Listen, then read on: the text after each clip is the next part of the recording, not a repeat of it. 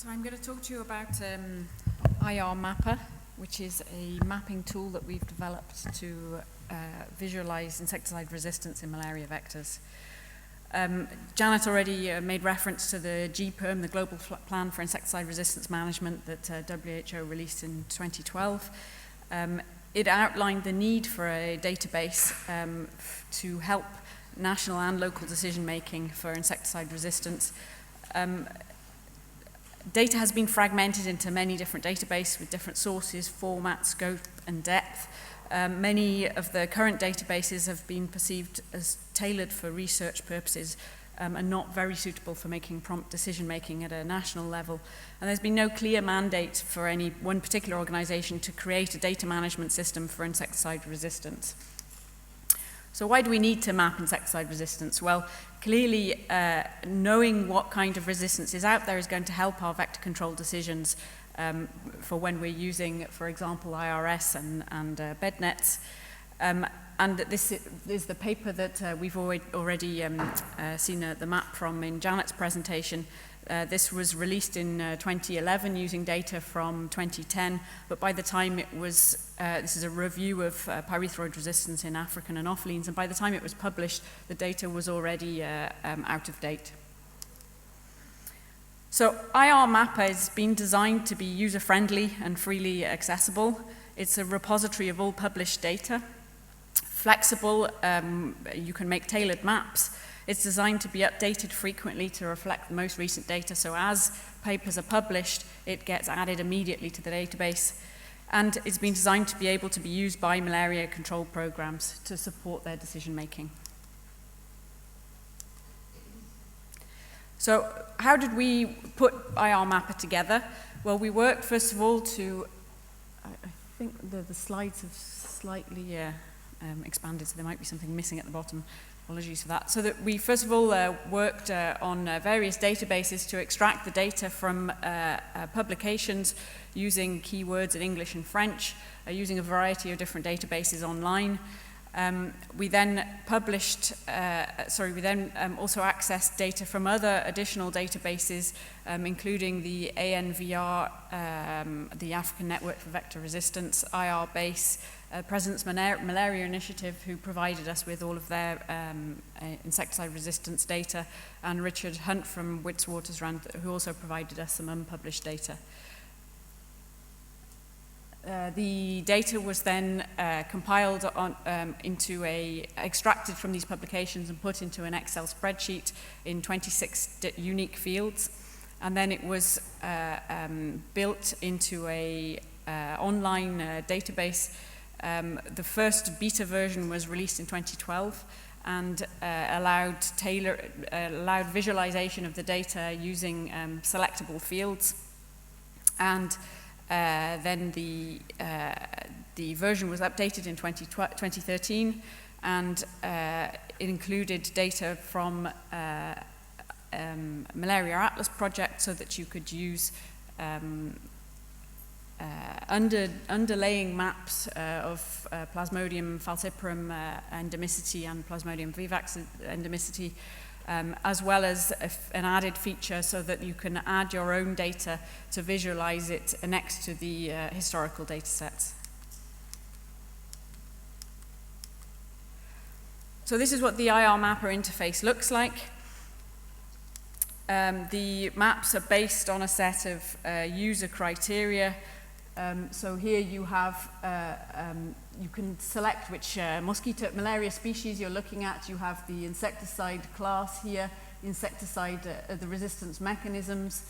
And here you have, on the side here, you have a classification according to results from WHO susceptibility tests, and then resistance mechanisms here. And so you can select based on these different criteria to tailor your map for your particular needs. There's assay-specific information displayed in pop-up boxes. So if you scroll over one of these points, you'll get a pop-up box with the URL that directs you directly to the publication. So you can go to the publication to check out the source of the data that's included. There's also a heat map feature which displays the proportion of confirmed and or possible resistance tested. So data has been extracted from 214 publications sourced from 52 different peer-reviewed journals. The database contains over nearly 8,000 unique field records for nearly 1,500 georeferenced localities in 52 countries for 57 Anopheles species or species complexes. So what we've done is we've reviewed all of the published information we can find on a country-by-country basis. So clearly there are some countries that we still need to review, and it's an ongoing process. So the phenotypic resistance, we've found at least phenotypic resistance to at least one insecticide reported in 43 of the 52 countries surveyed. And phenotypic resistance is reported most often to organochlorines, followed by pyrethroids, and then carbamates, and then organophosphates. And in terms of the resistance mechanisms, data was obtained for 39 countries for 32 Anopheles species with at least one resistance mechanism detected in 36 countries. Most often the target site, particularly the target site for pyrethroids and for DDT, was detected, and much less often the metabolic mechanisms have been detected. Apologies for the slides, it seems that it's all got a little bit expanded somehow. So the data has numerous uses. We can use it to identify gaps and trends within key regions. This can be used for targeting the deployment of a particular tool, for example, a certain type of insecticide, certain class of insecticide for IRS, but also the selection of the most appropriate long-lasting net or insecticide-treated net. It can also help to identify the most appropriate site for testing a new particular tool to generate local evidence. And it can help to design innovative products. So having knowledge on what type of resistance mechanisms are there, what type of cross-resistance is likely, can help us to define target product profiles for new products. So I'm just going to go quickly into data gaps and trends. This is a summary map of the data from 2000 to 2012 in all Anopheles in the Afrotropical region using WHO susceptibility tests. So it's similar to the map that Janet showed earlier, and this shows you the resistance to pyrethroids. So the red are confirmed resistance, yellow is possible resistance, and green is the susceptible insects. So you can see that there's a vast concentrations, but a lot of red dots here, which is extremely worrying. And if we look at the resistance mechanisms, this is a summary of the resistance mechanisms. The gray triangles are where the KDR, so these are target sites for pyrethroids and also for DDT. They share the same target site. And you can see there's a lot of data points where the KDR mutation has been detected. Metabolic mechanisms have been detected in a few places in West Africa, a big concentration along the eastern coast of Africa. And then these red dots show where both mechanisms have been detected. But although these mechanisms do follow the same general pattern as the WHO susceptibility test, there are far fewer points here. And this indicates the paucity of data we have in actually analyzing the particular mechanisms that we have in malaria vectors. We can also use the database to look at historical trends. So we did this by looking at all of the published reports in the database since 1954.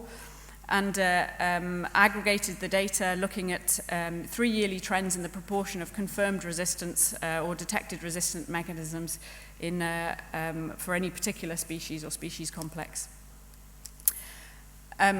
So there were fairly few publications from 1965, but up until 1998, when there was an exponential increase in the number of publications on this topic. Insecticide susceptibility testing in the Afrotropical region largely assessed DDT and pyrethroids against Anopheles gambiae, and there has been some data in Anopheles funestus, but it's not as substantial as Anopheles gambiae.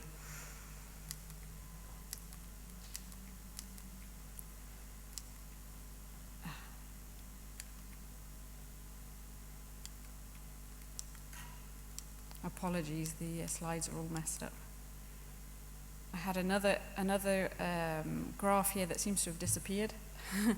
This was to show the trend in the in confirmed resistance and insecticide use.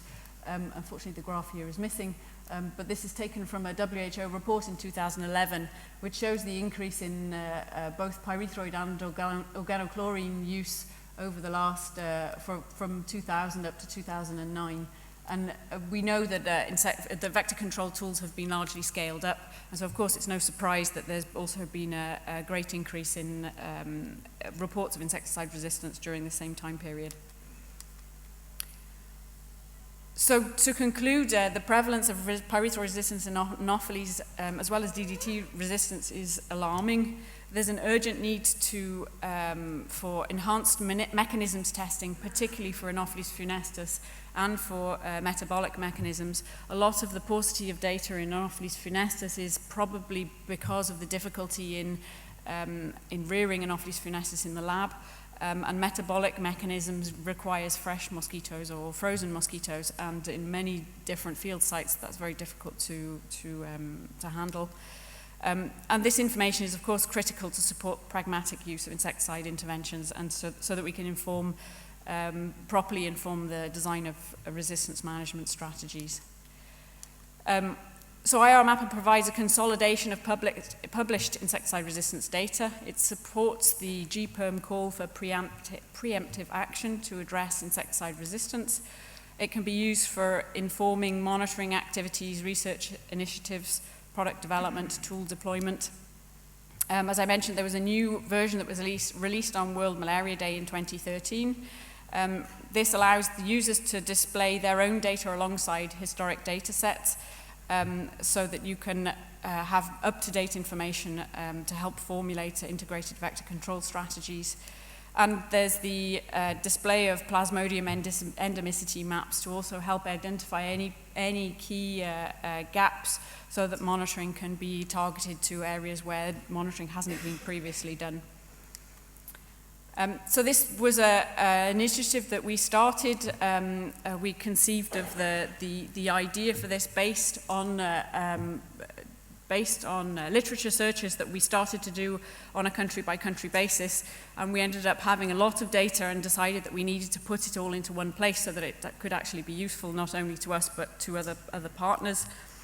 And we worked with KEMRI in Kenya, who did all of the data cross-checking for the database, and with ESRI in Eastern Africa, who worked on the mapping application programming.